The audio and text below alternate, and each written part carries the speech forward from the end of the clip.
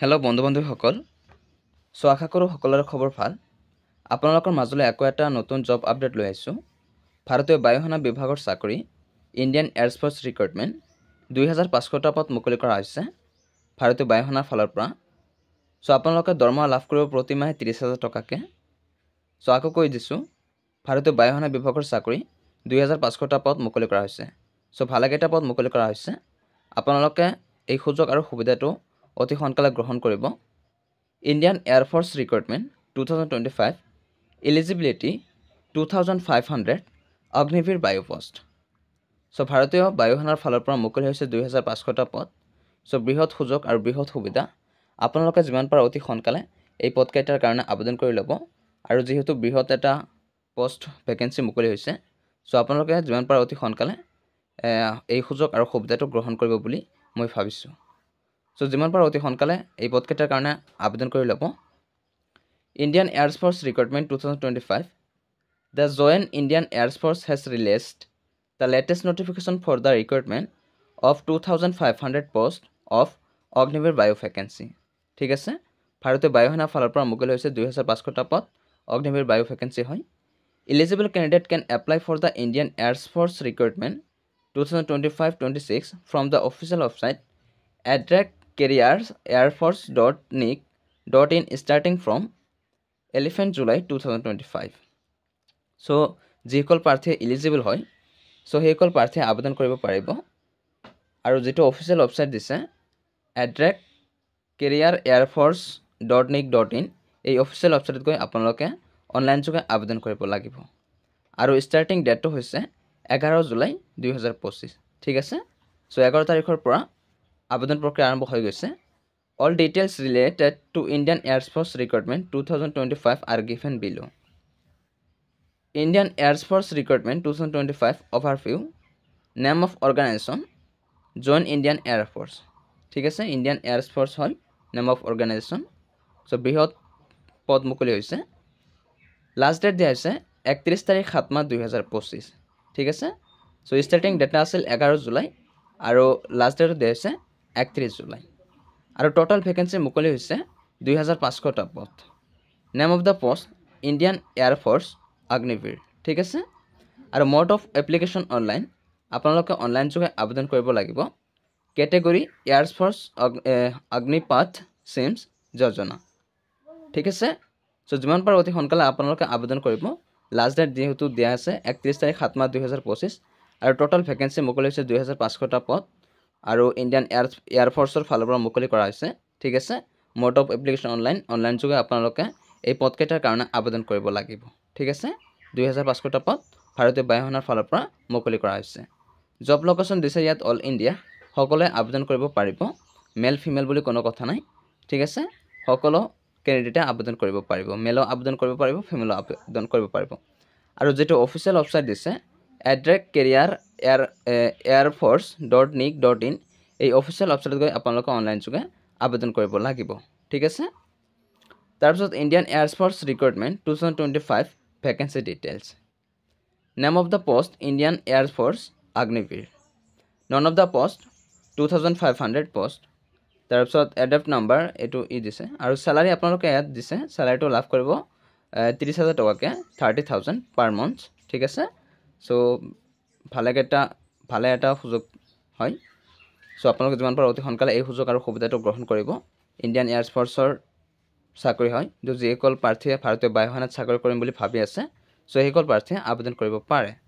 আৰু মুকলি হৈছে 2500টা পদ আৰু আপোনালোকে চেলাৰীটো লাভ কৰিব প্ৰতি মাহে 30,000 টকাকৈ। ঠিক আছে, 30,000 টকাকৈ প্ৰতি মাহে আপোনালোকে লাভ কৰিব।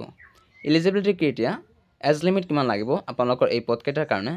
Indian air force recruitment 2025 the candidate should not be less than 17.1/2 years of age and not more than 21 years of age as on 1 June 2025। ঠিক আছে, আপোনালোকৰ 17 বয়স মানে 17.5 বয়সৰ পৰা 21 বছৰৰ ভিতৰত হ'ব লাগিব।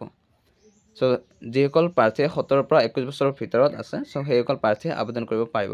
বয়স তোমালোকৰ 17.5 বছৰৰ পৰা 21 বছৰ হ'ব লাগিব। ঠিক আছে, তাৰপিছত এডুকেশ্যন কোৱালিফিকেশ্যন তোমালোকৰ কি লাগিব ইণ্ডিয়ান এয়াৰফ'ৰ্চৰ ৰিক্ৰুটমেণ্টৰ বাবে। সো ইয়াত তোমালোকৰ সায়েন্স সাবজেক্ট দিছে candidate should have passed intermediate 10+2 so আপোনালোকে 12 পাস হ'ব লাগিব আৰু আপোনালোকৰ উইথ ম্যাথমেটিক্স থাকিব লাগিব তাৰপিছত physics English from and education board আৰু আপোনালোকৰ মিনিমাম 50% থাকিব লাগিব ঠিক আছে ম্যাথমেটিক্স ফিজিক্স আৰু ইংলিছত তাৰপিছত ইয়াক দিছে যে সো তোমালোকে 10+2 আৰু 12 পাস হ'ব লাগিব হায়াৰ সেকেন্ডাৰী পাস কৰিব লাগিব হায়াৰ সেকেন্ডাৰী পাস কৰিব লাগিব আৰু উইথ আপোনালোকৰ 50% থাকিব লাগিব ইংলিছ ম্যাথমেটিক্স ফিজিক্স এই তিনিটা সাবজেক্টত তোমালোকৰ 50% থাকিব লাগিব তেতিয়াহে আপোনালোকে এই পদকেইটাৰ কাৰণে এলিজিবল হ'ব আৰু এটা দিছে pass 3 years diploma course in engineering mechanical electrical electronics automobile computer science instrumentation technology information technology from a government recognised polytechnic institute of 50% marks in aggregate and 50% marks in English in diploma course so আপোনালোকৰ শিক্ষাগত অৰ্হতা ইয়াত দুটা দিছে এটা হৈছে 10+2 ঠিক আছে 12 পাস কৰিলে আপোনালোকে আবেদন কৰিব পাৰিব আৰু যদি 3 বছৰৰ ডিপ্লোমা কোৰ্স কাৰোবাৰ আছে সো হেইকল প্ৰাৰ্থীও আবেদন কৰিব পাৰে ঠিক আছে এডুকেশ্যন কোৱালিফিকেশ্যন 10+2 আৰু যিসকল প্ৰাৰ্থীৰ যিসকল ছাত্ৰৰ বা ছাত্ৰীৰ 3 বছৰৰ ডিপ্লোমা কোৰ্স আছে হেইকল ক্যান্ডিডেটও আবেদন কৰিব পাৰিব এই পদকেইটাৰ কাৰণে এলিজিবল হ'ব ঠিক আছে application fees Indian force recruitment 2025 আপোনালোকে এই পদকেইটাৰ কাৰণে এটা ফিজ দিব লাগিব সো জেনাৰেল ক্যান্ডিডেট দিব লাগিব 550 rupees ওবিসি ক্যান্ডিডেট দিব লাগিব 550 rupees ইডব্লিউএছ ক্যান্ডিডেট দিব লাগিব 550 rupees এসটি ক্যান্ডিডেট দিব লাগিব 550 rupees আৰু এসসি ক্যান্ডিডেট দিব লাগিব 550 rupees সো সকলে 550 টকাকে দিব লাগিব ঠিক আছে এপ্লিকেশ্যন ফিজটো আৰু এই এপ্লিকেশ্যন ফিটো আপোনালোকে পেমেন্ট মোডটো অনলাইন যোগে দিব লাগিব phone pay Google pay Paytm যিকোনো এটা ইলেক্ট্ৰনিক মাধ্যমেৰে এই ফিজটো আপোনালোকে দিব লাগিব ঠিক আছে সো সকলৰে 550 টকাকে দিব লাগিব important dates Indian air force recruitment 2025 so important dates কি দিয়া আছে এতিয়া আমি এই সম্পৰ্কে আলোচনা কৰিম The Indian Air Force notification will be released on 25 June 2025 and the dates for the online application start from 11 July 2025 ঠিক আছে সো 25 জুনৰ তাৰিখে নোটিফিকেশন ৰিলিজ হৈছে আৰু 11 জুলাই হৈছে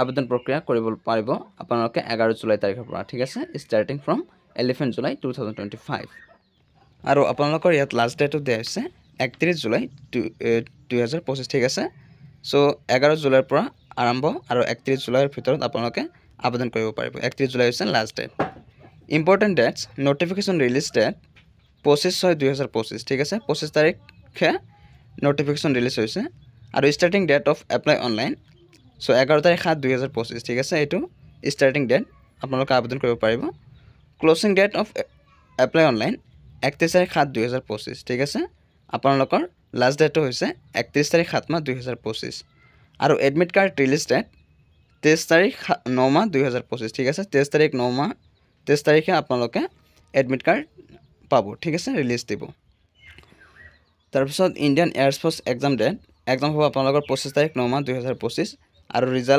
ৰিজাল্ট ৰিলিজ ডেটটো আপডেট চোন ঠিক আছে পিছত দিব ৰিজাল্টটো সো আপোনালোকে গমে পালে আপোনালোকৰ ষ্টাৰ্টিং ডেটটো হৈছে 11 জুলাই আৰু আপোনালোকৰ লাষ্ট ডেটটো দিয়া হৈছে 31 জুলাই ঠিক আছে সো ভিডিওটো যদি ভাল লাগিছে তেন্তে প্লিজ এটা লাইক কৰি দিবা আৰু শেষত সকলোৰে সুস্বাস্থ্য আৰু দীৰ্ঘায়ু কামনা কৰি আজি আমি ইয়াতে সামৰণি মাৰিছো ধন্যবাদ